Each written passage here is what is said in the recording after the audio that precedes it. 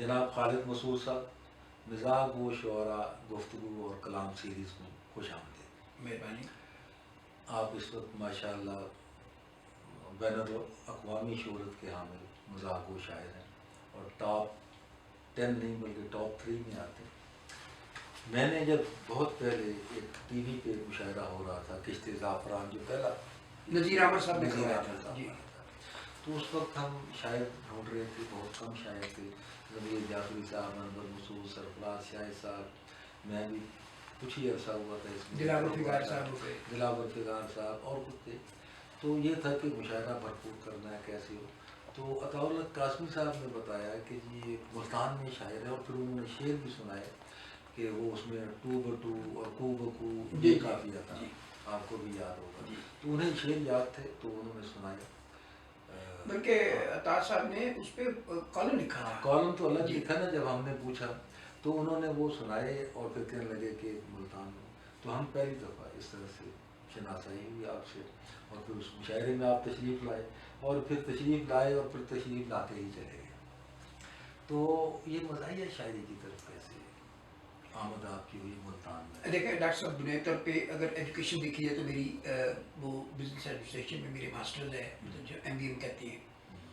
تو لیکن یہ ہے کہ میں جب بی اے میں بھی میرا نا لٹریچر، پنجابی لٹریچر تھا میرا سبجیکٹ میجر میں، اور میں بی اے کے بعد لٹریچر ہی پڑھنا چاہتا تھا. اور میں اس سلسلے میں اردو کالج بھی گیا، پنجابی میں داخلہ لے رہا تھا. تو ملتان یونیورسٹی میں جب داخلے کھلے تو اللہ بخش والد صاحب کے دوست تھے اشرف جلال صاحب. والد صاحب بھی آپ کے ماشاءاللہ بڑے پڑھے لکھے تھے، صاحب کتاب تھے. جی میری ان سے بھی ملاقاتیں ہیں. جی وہ کتابیں بھی اقبال پہ تھیں، علامہ اقبال پہ. اس کے علاوہ ان کا وحید قریشی صاحب کے پاس آیا کرتے. جی ان کا وہ جو تھا صدارتی، ان کا گولڈ میڈل بھی تھا اس میں لٹریچر میں. تو والد صاحب کے دوست تھے جو چچا اشرف جلال، تو انہوں نے ان کو کہا کہ جی آج کل زمانہ ایم بی اے کا ہے، بچہ آپ کا ماشاء اللہ بڑے اچھے نمبر بی اے میں آئے ہیں، تو یہ کدھر آپ اس کو ڈال رہے ہیں. تو میرا شوق ایمانداری کی بات ہے ڈاکٹر صاحب لٹریچر میں ہی تھا. ایم بی اے کر لیا آپ نے؟ لیکن ایم بی اے کروا دیا گیا. ہاں کروا دیا گیا بالکل. اس کو میں نے جاب بھی کی، اور اللہ کا شکر ہے میں مطلب اپنے فیلڈ میں چند جو پرومیننٹ اس وقت لوگ تھے ان میں تھا. بڑے اچھے زمانے کا ایم بی اے تھا میرا. تو لیکن یہ ہے کہ وہ جو ایک ہوتا ہے نا بندے کی جو اندر سیلف ہوتی ہے، تو وہ تھا. تو یوں ہی مجھے پھر تھوڑا سا موقع ملا. تو ایک تو میں یہ مزاحیہ شاعری کی طرف آیا، پھر اس کے بعد مزاحیہ شاعری کی طرف کیوں آیا؟ اچھا مزاحیہ شاعری جی میں بتاؤں. اس کا بھی ایک بڑا مزدار یہ ہے کہ میں جب آپ کو تو پتا ہوگا ایک زمانے میں کالجز میں اور یونیورسٹیز میں سالانہ تقریبات، بین الاقوامی تقریبات ہوتی تھی، مشاعرے بھی ہوتے تھے. اچھا میں بنیادی طور پہ میرے بڑے بھائی طارق اللہ نصیب کرے ان کو، وہ بہت شاندار مقرر تھے. اچھا جب وہ گھر میں کپ آتے تھے، گھر میں جب میڈل آتے تھے، تو میں چھوٹا تھا، ان سے 8 سال، تو مجھے بڑی تحریک ہوتی تھی کہ یہ مطلب میں بھی کروں. تو میں نے پھر ایمرسن کالج میں جب میں اسٹوڈنٹ تھا 3rd ایئر کا، تو پھر میں نے 1st ایئر کا، تو میں نے یہ شروع کیا ڈیبیٹس. اچھا.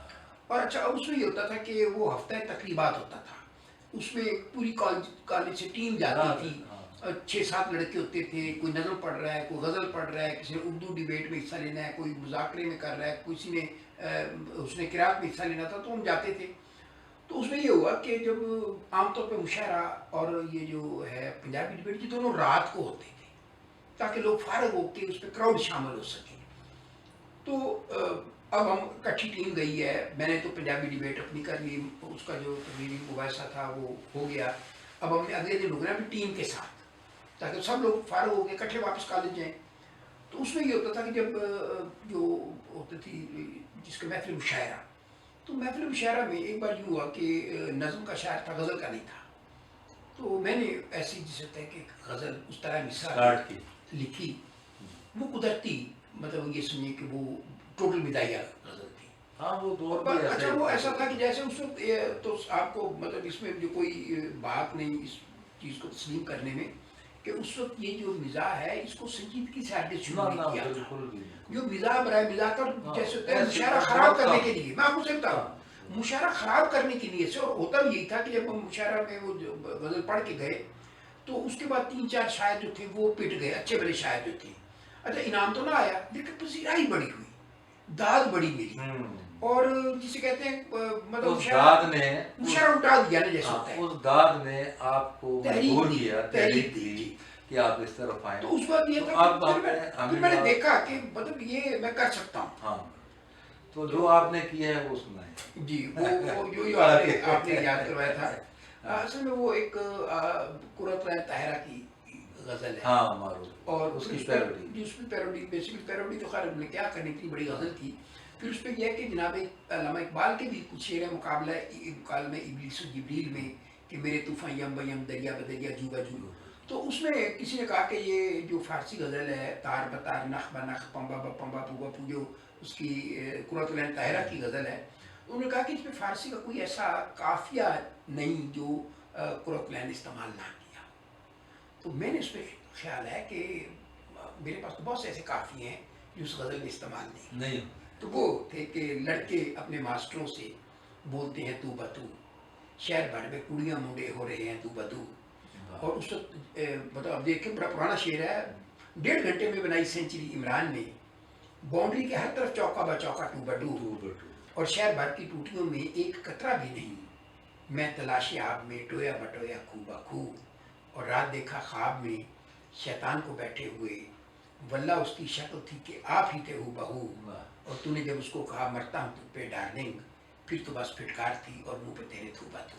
अच्छा, ये बताएं कि ये जो आपने पंजाबी और उर्दू को मिक्स करके और एक गुलाबी उर्दू, या वो जैसे बकौल अताउल कासमी साहब के कि हम तो उर्दू मोहल्ला में लिखते हैं, खालिद मसूद उर्दू मोहल्ला में लिखता है, ये कैसे आपने लिया? मुझे इसकी मिसाल पहले उस तरह से नहीं मिली। डॉक्टर साहब मैं बताऊँ इसकी मिसाल नहीं। आप मैं आपको बिल्कुल शरह सदर से ये बात बता रहा हूँ कि ये कोई जिसे कहते हैं ना कि बनावटी कोशिश नहीं थी। वो जो पहली गज़ल लिखी ना, उसमें ये हुआ कि मैंने जो सोचा जिस तरह, अच्छा मैं, मेरी मदर लैंग्वेज पंजाबी है, अच्छा मैं जिसे हम गिनती और ये चीज़ें आप अपनी मदर लैंग्वेज में करते हैं, तो मैंने ये हुआ कि जब पंजाबी में ख्याल आया ना, तो उसमें सिर्फ मैंने इतना किया, मैंने पंजाबी लफ्ज़ में लगाया नहीं, इसमें सिर्फ ये किया कि जो पंजाबी लफ्ज़ मेरे जेब में था और उसको मुझे सबसे उर्दू उतना मज़ेदार नहीं मिला, मैंने उसको वैसे ही रहने दिया, बस सिर्फ इतना से इसमें टोटल। लेकिन बाद में तो माशाल्लाह फिर ये आपका रंग बना अच्छा, ना, उसमें फिर ये हुआ कि हमारे दोस्त, नाम क्या लेना, ले मरहूम अल्लाह ताला नसीब करे, उन्होंने चैलेंज से कर दिया, उन्होंने कहा ये जो है ना ये आपकी साल से ज़्यादा नहीं चलेगी। तो साल गुजर गया, मैं फिर को कहा मैं साल गुजर गया, उन्होंने कहा साल से बाद कोई कैलेंडर ईयर तो नहीं होता, वो तो 2-4 साल की बात है। तो फिर जब 5 साल हुए तो फिर मैंने कहा जब ये 5 साल हो गए हैं और ना सिर्फ इसकी उम्र, इस शायरी की उम्र 5 साल होगी, ना सिर्फ ये कि ये मतलब मौजूद है, बल्कि ये कि लोगों ने इसको पजीराई बख्शी है और अब लोग इसको कॉपी कर रहे हैं। और इनाम साहब आपसे ज़्यादा बेहतर कौन जानता होगा कि कॉपी कभी छोटी चीज़ की नहीं होती, पॉपुलर चीज़ की थी, बड़ी चीज़ होना पॉपुलर ज़रूर होती है। तो मुझे बड़े शायर होना का तो कोई दावा नहीं कभी भी, लेकिन ये है कि मेरे मालिक का करम है कि मतलब उसने लोगों को पजीराई बख्शी। और अभी तक आपकी किताब भी कोई नहीं छपी, लोगों की बहुत किताबें छप जाती हैं, और बस सही बात है कि कभी उस पर कुछ ज़्यादा तवज्जो नहीं थी, कुछ और कलाम हो जाए। एक कि बैठ कर चुबारे पर ठंडी आँख भरता है, तुमसे लाख चंगा है, कुछ ना कुछ तो करता है। अच्छा सुने, ये लाख चंगा है जो आपने कहा, तो लाख अच्छा है भी हो सकता था ना, पूरा ही हो सकता था। वैसे मैं बात कर रहा हूं जैसे कि ये आपने सब हैरान थे, अब देखें हैरानी में वो हैरानी नहीं है जो हरियाण में हैरान। हाँ, सब हैरान थे, वहाँ भी पूरा ही आता है। हाँ जी, हैरान पूरा था, पूरा। लेकिन जो हरियाण में जो मतलब है ना, एक उसका एक मंजरनामा बन जाता है, एक तब्दीली जी, वो कश्ती जाफर से टली डुबकू जी। तो लड़के बैठ कर चुबारे पर ठंडी आँखें भरता है, तुमसे लाख चंगा है, कुछ ना कुछ तो करता है, लड़कियों को लड़कों के ताड़ने की रीजन है, नेचुरल सा मसला है, घोड़ा घास चलता है।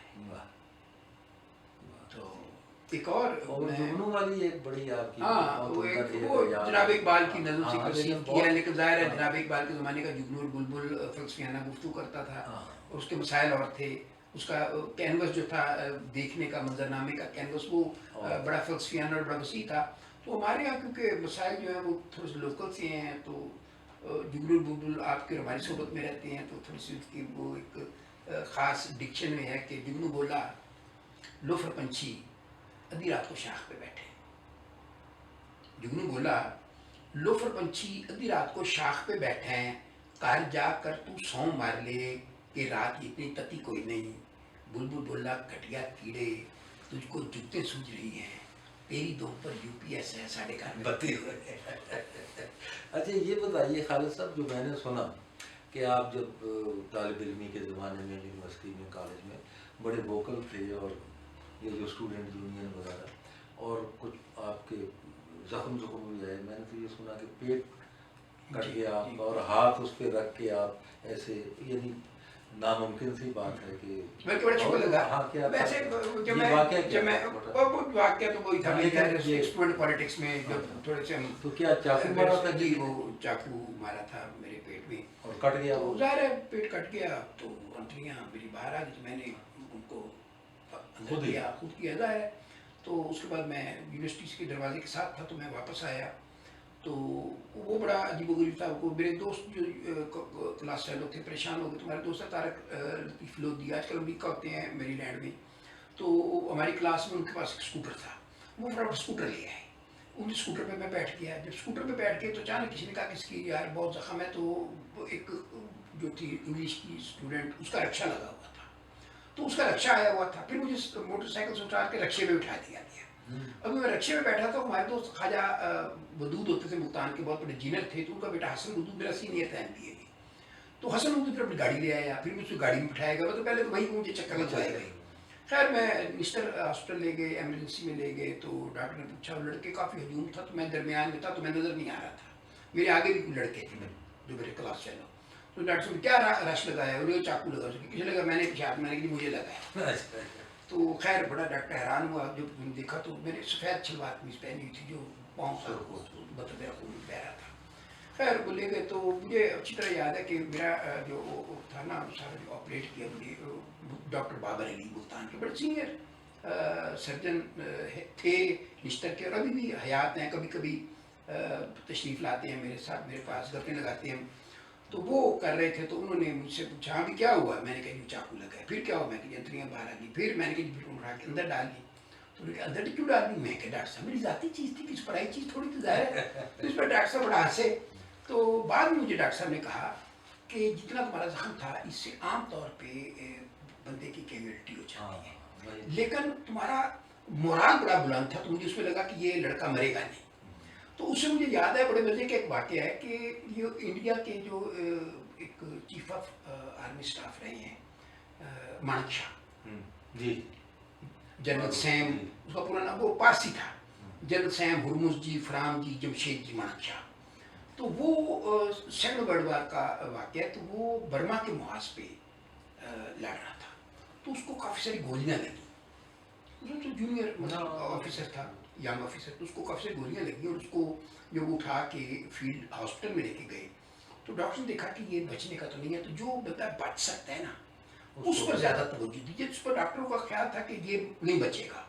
تو ایک ڈاکٹر نے سے پوچھا تمہیں کیا ہوا ہے. تو مانک شاہ نے کہا کہ مجھے گھوڑے نے دلتی ماری ہے. تو ڈاکٹر ایک دم اس نے کہا یہ نہیں مر سکتا, جو اس کی حصے میں تھا ابھی تک اس کی زندہ ہے. تو میں یہ سمجھتا ہوں کہ آپ کا جو مورال ہوتا ہے نا, وہ آپ کو بڑا سپورٹ کرتے ہیں. بہت اچھے. بس آخر میں کوئی ایک آدھ چیز سنا دیں ہمیں. کہ وہ ہے کہ ایک سیکنڈ کی فرصت نہیں ہے. واہ. ایک سیکنڈ کی فرصت نہیں ہے. پورا جتنا کام بھی کوئی نہیں, رتی جتنی خوشی بھی نہیں ہے, کوڑی جتنا کام بھی کوئی نہیں. اور ڈاکٹر اس کی نبض کو پھڑ کر کھڑے ہوئے ہیں ہکے بکے. دل بھی تک تک تڑک رہا ہے, سینے اندر دم بھی کوئی نہیں. اور اس کے گھر کا رستہ گو کے مشکل نہیں پر یاد بھی نہیں ہے. اس کے گھر کا رستہ گو کے مشکل نہیں پر یاد بھی نہیں ہے. گلی جلیبی ورگی ہے اور پیچ کوئی نہیں کھانے. کیا بات ہے خالد مسعود صاحب, بہت شکریہ. آپ سے بہت خوبصورت. تھینک یو ڈاکٹر صاحب, اللہ خوش رکھے آپ کو.